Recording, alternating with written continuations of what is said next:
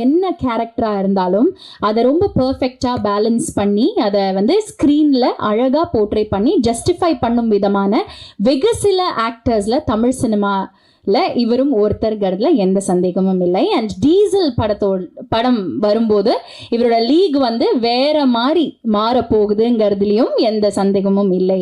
ட்ரெய்லரில் ஆகட்டும், சாங்ஸில் ஆகட்டும், எல்லாத்துலேயுமே அவ்வளோ ராவாக இருக்கார், பவர்ஃபுல்லாக தெரிகிறாரு. ஒரு ஃபென்டாஸ்டிக்கான ஆக்டர் ஆகட்டும், டான்ஸர் ஆகட்டும், எல்லா விதமான ஒரு ஆல்ரவுண்டராக இந்த படத்தோட ட்ரெய்லரில் நீங்கள் தெரியுறீங்க. And someone from the team of the most recent recipient of the National Film Awards, please welcome actor Harish Kalyan அவர்கள்.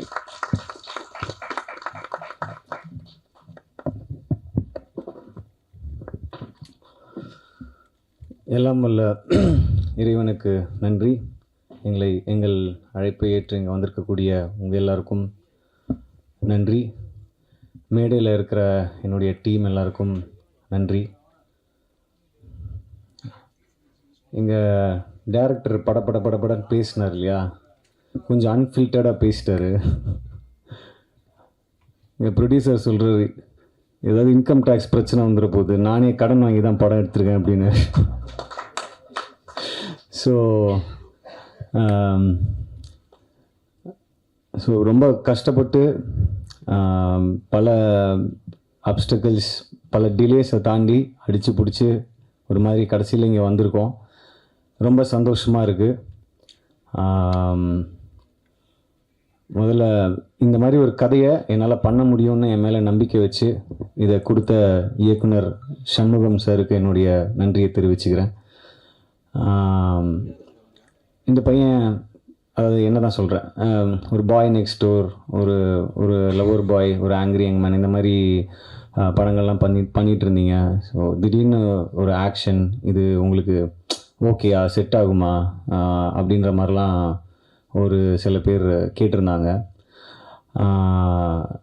பட் எனக்கு பர்சனலாக வந்து ஆக்ஷன் படங்கள் ரொம்ப பிடிக்கும். ஏன்னா நான் ஆக்ஷன் படங்கள், கமர்ஷியல் படங்கள் பார்த்து வளர்ந்த ஒரு பையன். ரஜினி சார் படமாக இருக்கட்டும், விஜய் சார் படமாக இருக்கட்டும், அஜித் சார் படமாக இருக்கட்டும், FDFS விசில் அடித்து 10 ரூபாய் டிக்கெட் வாங்கி பார்த்த பல கோடி ரசிகர்களில் நானும் ஒருத்தன். ஸோ பட் அதுக்கான கரெக்டான டைமும் கரெக்டான ஸ்கிரிப்டும் வந்தால் மட்டும்தான் அது தொடணும் அப்படின்றது வந்து ஒரு மைண்ட் செட்டாக இருந்தது. ஸோ டீசல் கதையை கேட்கும்போது எனக்கு இந்த மாதிரி ஒரு உலகம், இதை நம்ம கடந்து, இதை நம்ம பார்த்து, இதை நம்ம வந்து கேள்விப்பட்டிருப்போம், கடந்து போயிருப்போம். பட் இது எங்கே ஆரம்பிக்குது, இது உள்ள என்ன நடக்குது, இந்த வேர்ல்டுக்குள்ளே நடக்கிற, இந்த மாஃபியாவில் நடக்கிற விஷயங்கள் என்ன அப்படின்னு நமக்கு தெரியாது. ஸோ க்ரூட் ஆயில் அப்படின்றது கருப்பு தங்கம் அப்படின்னு சொல்கிறாங்க. தங்கத்தை விட ரொம்ப முக்கியமான, உலகம் இயங்கிறதுக்கு ஒரு முக்கியமான விஷயமா பார்க்கக்கூடிய ஒரு பொருளாக இருக்குது கருப்பு தங்கம்னு சொல்கிற அந்த க்ரூட் ஆயில். ஸோ அதுலேருந்து கிட்டத்தட்ட 165க்கும் மேலே பை ப்ராடக்ட்ஸ் வருது. ஸோ பெட்ரோல், டீசல்லேருந்து ஆரம்பித்து தார், அது மாதிரி LPG, நம்ம மண்ணெண்ணெய், இந்த மாதிரி நிறைய வந்துகிட்டே இருக்குது. ஸோ இந்த மாதிரி விஷயங்கள்லாம் டைரக்டர் வந்து இந்த கதையை நரேட் பண்ணும்போது, சொல்லும்போது இந்த வேர்ல்டு ரொம்ப இன்ட்ரெஸ்டிங்காக இருந்தது. ஸோ அதனால தான் இந்த படம் பண்ணணுன்ற ஒரு ஆசை இருந்தது. நம்ம எடுத்தோம் கவுத்தோம் அப்படின்னு ஆக்ஷன் படம் பண்ணோம், 4 பேர் அடிக்கணும், கமர்ஷியலாக ஒரு 2 சாங் இருக்கணும், ஹீரோயினை ரொமான்ஸ் பண்ணோம் அப்படின்ற இன்டென்ஷனில் பண்ண படம் இல்லை. ஸோ இந்த படம்லாம் ஷூட்லாம் முடிச்சுட்டு ரீசெண்டாக ட்ரெய்லர் வந்தது. எனக்குள்ளேயே ஒரு சின்ன சந்தேகம் இருந்தது. சரி, உண்மையாகவே நம்ம கான்ஃபிடென்ஸோட பண்ணிட்டோம் அந்த படத்தை, ஆடியன்ஸ் இதை எப்படி பார்க்க போகிறாங்க, இந்த புது நான் எடுத்துருக்கிற இந்த ஆக்ஷன் அவதாரை எப்படி ரிசீவ் பண்ண போகிறாங்க அப்படின்ற ஒரு சின்ன தயக்கமும் ஒரு சின்ன பயமும் இருந்தது. ட்ரெய்லர் வந்ததுக்கப்புறம் யாரும் பெருசாக திட்டலை. ஸோ அதுவே ஒரு பெரிய மெரிட்டாக எனக்கு ஃபீல் ஆச்சு. அதுக்கப்புறம் முந்தானேத்து STR அண்ணன் கால் பண்ணார். கால் பண்ணிவிட்டு இந்த மாதிரி ட்ரெய்லர் பார்த்தேன்டா, பெர்ஃபார்மன்ஸு அது இதெல்லாம் தாண்டி எனக்கு ஒரு விஷயம் ரொம்ப பிடிச்சிருந்தது அப்படின்னு சொன்னார். உன்னுடைய பாடி லாங்குவேஜ் அண்ட் நீ ஒரு ஆக்ஷன் ரோல் பண்ணுற, ஒரு ஹீரோயிசமாக ஒன்று பண்ணுறன்னும் போது அதில் ஒரு மீட்டர் ரொம்ப முக்கியம், அந்த மீட்டரை நீ அளவாக கரெக்டாக பண்ணியிருக்க அப்படின்னு சொன்னார். ஸோ அவர்கிட்டேருந்து வரும்போது அது ஒரு பெரிய ஒரு ஒரு கான்ஃபிடென்ஸை கொடுத்துச்சு. ஏன்னா இதோட நீ அதிகமாக பண்ணனா ரொம்ப ஜாஸ்தியாக இருக்கும். ஏன்னா நீ இப்போ தான் ஸ்டார்ட் பண்ணுற, ஆக்ஷன் படங்கள் பண்ண இப்போ தான் ஸ்டார்ட் பண்ணுற, ஸோ கரெக்டாக இருக்குது அப்படின்ற மாதிரி அவர் சொன்னார். ஸோ ஒரு சின்ன கான்ஃபிடென்ஸை கொடுத்தது. ஸோ இது எல்லாத்தையும் தாண்டி ஆடியன்ஸுக்கு இந்த படத்தில் வந்து நான் முன்னாடியே சொன்ன மாதிரி, எல்லாரும் சொன்ன மாதிரி, இந்த பார்க்காத ஒரு உலகம். ஸோ ட்ரெய்லரில் வந்து நீங்கள் ஆயில், பெட்ரோல், டீசல் மாஃபியா இதை பற்றி தான் மேக்ஸிமம் போர்ட்ரே பண்ணியிருக்கோம் ட்ரெய்லரில். அண்ட் இதில் இன்னொரு விஷயமும் செகண்ட் ஹாஃபில் டிஸ்கஸ் பண்ணியிருக்கோம். ஸோ இது எல்லாமே ஆடியன்ஸ்க்கு கனெக்ட் ஆகும் அப்படின்னு நான் நம்புகிறேன். நான் எந்த ஸ்கிரிப்ட் பண்ணாலும் அதில் ஆடியன்ஸ்க்கு என்ன கனெக்ட் இருக்குது அப்படின்னு நான் எப்போவுமே யோசிப்பேன். ஸோ அது லப்பர் பந்தாக இருக்கட்டும், பார்க்கிங்காக இருக்கட்டும், இல்லை ஒரு லவ் படம் பண்ணால் கூட அதில் ஆடியன்ஸ் கனெக்ட் பண்ணிக்கிறதுக்கான விஷயம் இருக்கா, இல்லை எமோஷன் இருக்கா அப்படின்னு பார்ப்பேன். ஸோ இந்த படத்தில் வந்து நம்ம கால் அடி எடுத்து வைக்கிறதுலேருந்து, வீட்டிலேருந்து பெட்ரோல் டீசல்ன்ற விஷயத்தை நம்ம தவிர்க்கவே முடியாது. ஸோ அதுலேருந்து ஆரம்பித்து செகண்ட் ஹாஃபில் இந்த படம் ஒரு இஷ்யூ பற்றி டிஸ்கஸ் பண்ணுது. ஸோ அதுவுமே அண்ட் ஈவன் இந்த கிளைமேக்ஸ் நிச்சயமாக ஆடியன்ஸுக்கு கனெக்ட் ஆகும். இது மக்களுக்கான படமாக இருக்கும் அப்படின்றதுல எந்த சந்தேகமும் இல்லை. நாங்கள் படம் பார்த்துட்டேன். ஸோ அந்த நம்பிக்கையில் தான் நான் பேசிகிட்டு இருக்கேன். அதுக்கப்புறம் என்னுடைய டீம், ப்ரொடியூசர் தேவா சார், எனக்கு ஒரு 12-13 இயர்ஸாக அவருடைய நட்பு. ஸோ அந்த நட்பு தான் இந்த படம் பண்ணுறதுக்கான முக்கியமான காரணம். அவர் என் மேலே வச்ச அன்பு. அதாவது நான் என்னை பற்றி அதிகமாக யோசிக்கிறத விட அவர் என்னை பற்றி அதிகமாக யோசிக்கிறாரு. அதுதான் உண்மை. ஸோ அவருக்கு என்ன சொல்கிறது, உண்மையாகவே ரொம்ப கஷ்டப்பட்டு என்னுடைய மார்க்கெட்டை சைஸ் எல்லாம் தாண்டி எங்கேயோ ஒரு பட்ஜெட் போய் லேண்ட் ஆயிருக்கு. அது கூட டேரக்டர் சொல்லும் போது யோசிச்சேன், எந்த டேரக்டரும் இப்படி ஒத்துக்கவே மாட்டாங்கல்ல, அதிகமாக செலவாயிடுச்சு, எங்கேயோ இழுத்துட்டு போயிடுச்சுன்னா. ஸோ அதை கூட ஃபில்டர் போடாமல் சொல்லிட்டாரு டேரக்டர். ஸோ ஆனால் அதான் உண்மை. ஸோ அதை தாண்டி பண்ணியிருக்கோம். அது ஒரு பெரிய ரிஸ்க் எடுத்திருக்கோம் தான் சொல்லணும். ஸோ அப்படி ஒரு விஷயத்த எனக்காக இந்த படத்து மேலே வச்சுருக்கிற, அந்த ஸ்கிரிப்ட் மேலே, டேரக்டர் மேலே, எங்கள் டீம் மேலே ஒரு நம்பிக்கை வச்சு பண்ணியிருக்காரு. இந்த மாதிரி ப்ரொடியூசர்ஸ் ஜெயிக்கணும்.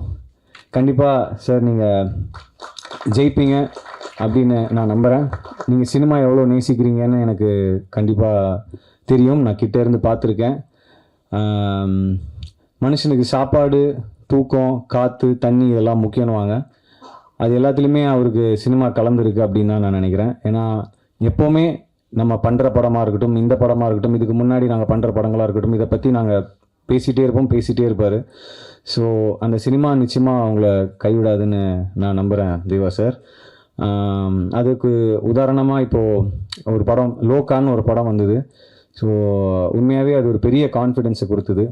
ஒரு ஃபீமேல் ஓரியன்ட் சப்ஜெக்ட், அவ்வளோ பெரிய பட்ஜெட், பட் அவங்க அந்த படம் மேலே வச்ச நம்பிக்கை, அந்த அந்த ப்ரொடியூசர் அந்த படம் மேலே, அந்த கதை மேலே வச்ச நம்பிக்கை, அது வந்து அவங்களுக்கு பல மடங்கு ஈட்டி கொடுத்துருக்கு.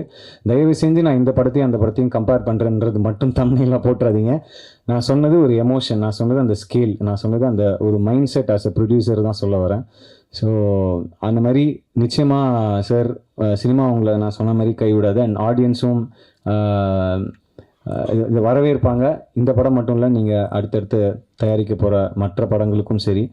ஸோ அண்ட் கூட நடித்த அத்தனை பேருக்கும் என்னுடைய மனமார்ந்த நன்றிகளை தெரிவிச்சுக்கிறேன். ஏன்னா இது ஒருத்தருடைய உழைப்பு கிடையாது, ஒரு 10 பேரோட உழைப்பு கிடையாது. கண்ணுக்கு தெரியாத நூற்றுக்கணக்கான மக்கள் இந்த படத்துக்காக உழைச்சிருக்காங்க. ரொம்ப முக்கியமாக மீனவர்கள். நாங்கள் கடலில் வந்து கிட்டத்தட்ட ஒரு 30 நாட்களுக்கு மேலே ஷூட் பண்ணோம். ஸோ எந்த ஒரு அசம்பாவிதமும் இல்லாமல் எங்கள் எல்லாரையும் சேஃபாக உள்ளே கூட்டு வந்து ஒவ்வொரு நாளும், ஒவ்வொரு நிமிஷமும், ஒவ்வொரு செகண்டும் எங்களை சேஃபாக பார்த்துக்கிட்ட அத்தனை மீனவர்களுக்கும் இந்த நேரத்தில் நான் நன்றியை தெரிவிச்சுக்கிறேன்.